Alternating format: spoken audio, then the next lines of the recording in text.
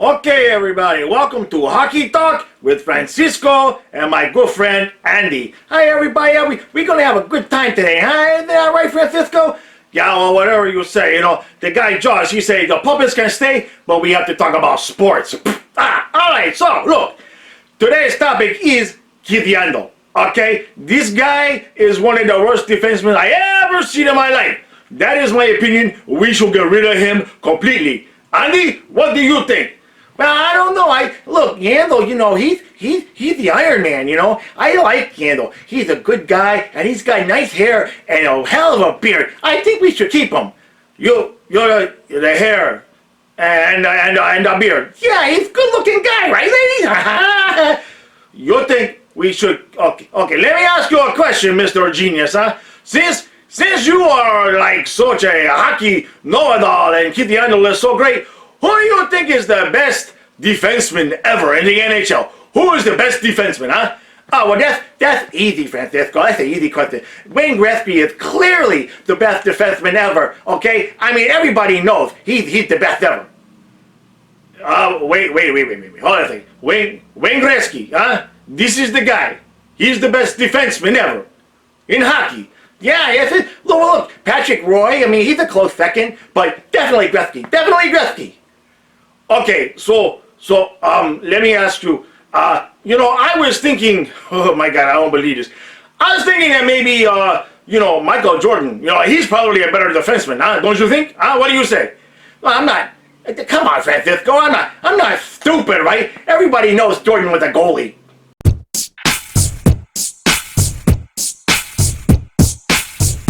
Let's go Panthers!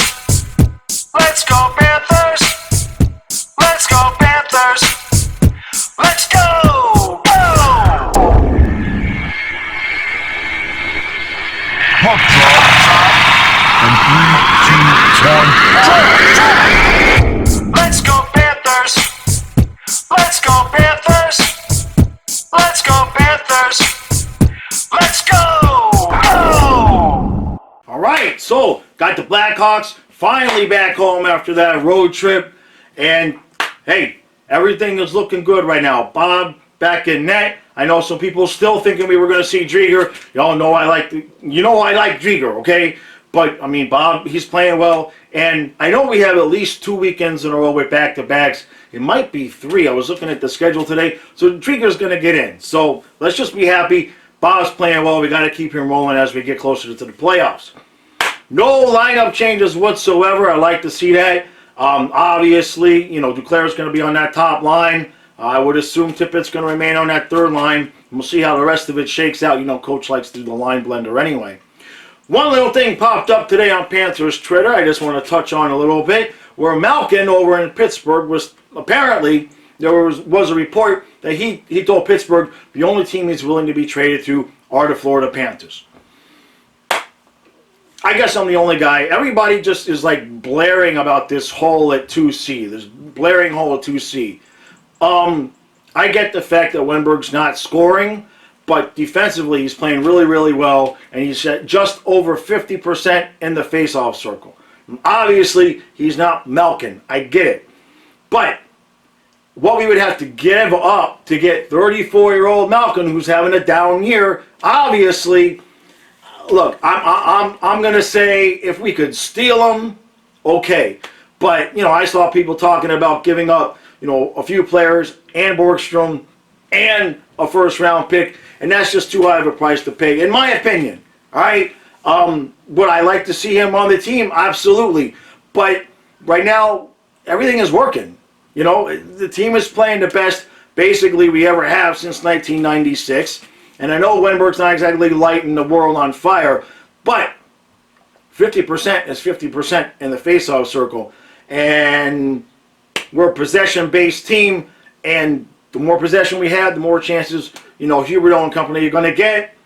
I would absolutely have no complaints whatsoever if we wrote it out all the way with Wenberg at 2C.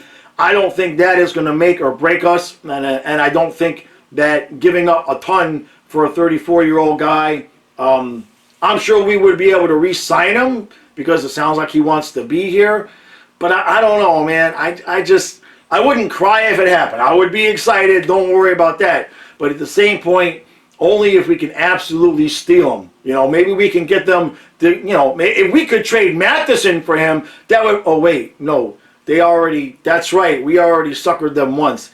Yeah, I think, I don't want them trying to get us in payback and, you know, suckering us, right?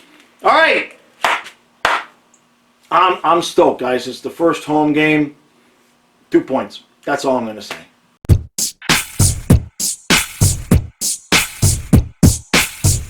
All right. Tie game after one. Didn't look so good. I wasn't so happy at the start of the period. But Owen Tippett, man, he continues to impress. I know the puck pinballed, but when you're hot and you're lucky, and when you're lucky, you're hot, and we are both. So it's a tie game after one. The only thing I wasn't too happy about there, obviously the first goal, there was complete just Keystone Cops in front of the net.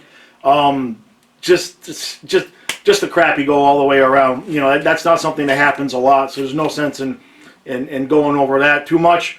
Forsling, though, took a puck to the outside of the knee, I think it was there, towards the end of the period. And he looked like he was kind of weeble-wobbling on the bench. So hopefully we get him back for the second period. Cannot afford to lose him. That would probably bring Stillman up, which is not the end of the world, but he's not Forsling. We need that kid's wheels on defense. So let's move on to the second period.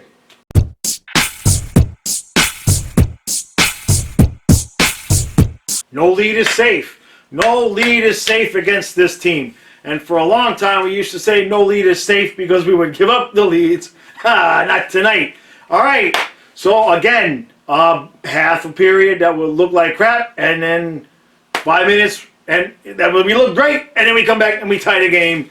And sometimes it just feels like in these games, it's just like we get bored, and we have to do something to let them score so we can, like, get excited to come back again.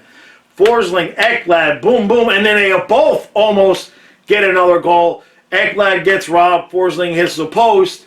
I'm just going to stick with it. We're getting 2 points. I don't see any reason why. I think we're going to shut the door the rest of the way. Haven't seen Strawman on the ice since the third goal. I believe it was the third goal where he was just kind of standing there next to the crease, and Chicago scored. Haven't seen him, but goalie also said he was back in the locker room, so it's possible maybe something got hurt that way. But the good news is like I said in the first period, Forsling had that puck go off his knee. He's clearly okay. So, all right, let's finish this team off.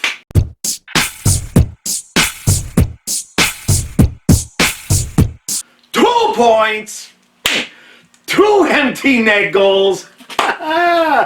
Oh boy, it's a good thing we don't have to worry about playing Chicago in the playoffs, because they might get a little mad about us rubbing it in there at the end. But hey, you know, you got to score all the goals that you can. All right, 6-3 Panthers. I just want to get it right out of the way. First things first, we are at the midway point, and we're tied for the best record in the league. So, you know, I like this team. I like this team. I don't want to get carried away with expectations, because, you know, that's never a good thing to get hopes up too high. But I'm not afraid of anybody. And I know people are kind of afraid of us playing Carolina. I'm not. I know they've had success against us during the regular season. But I just smell that we would change that in the postseason. Or maybe Tampa would knock them out. But I doubt it. I think it's going to be us in Carolina when it comes to at the second round of the playoffs. But Sergei Bobrovsky is starting to earn his money. Nobody has been harder on him than I have been. But when the credit's due, the credit's due. And if this dude keeps playing like this, we got a shot at the entire cheese enchilada. We got a shot. And I don't want to hear anybody. I know there's going to be a few people that still thinking the team's not any good. This is a good team. This is good. We consistently come from behind. We basically, to me, I mean, I know Tampa's got Vasilevsky, okay, but in terms of combination, in terms of a tandem, right now, I'm very happy with our goaltending. I don't want to say we're the best in the league, but I like the team. I just absolutely like this team. Barkov just played an absolute ridiculous game. I mean, Goldie said it. He's like he's out there playing video games, and that's exactly how it looks. he's just out there. It was like he's toying with some of these players out there. Just absolutely everybody's playing with confidence. And speaking of confidence, Owen Tippett is the real deal. I'm just going to say it right here, right now. Tippett there's no more worrying about him getting sent back down or back to the taxi squad. Tippett is ready. He's playing. He is just smoking it right now, and you can just see it. Offensively and defensively. He's feeling it both ways. I love to see it. So, again, I know there were some people, thinking about the whole Malkin thing. I just keep saying it. I like the team, and Wenberg keeps killing it on face-offs. And I just don't see any real reason to screw with the chemistry of this team right now. I just really don't. So, all right, big.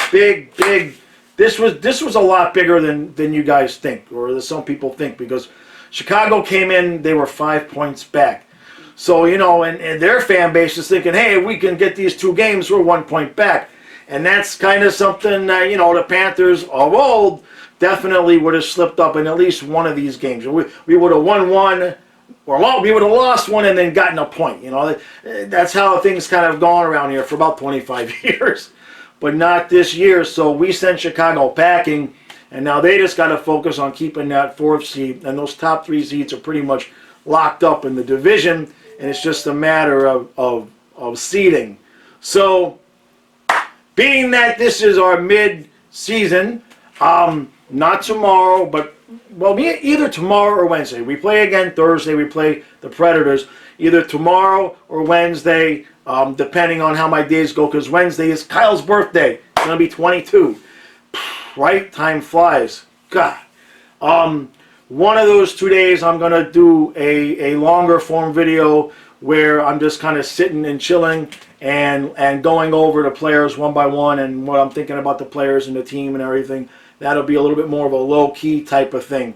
Another thing that I am considering is I do actually have a Patreon set up for Flying Fluffy, but I've not really done anything with it over the years.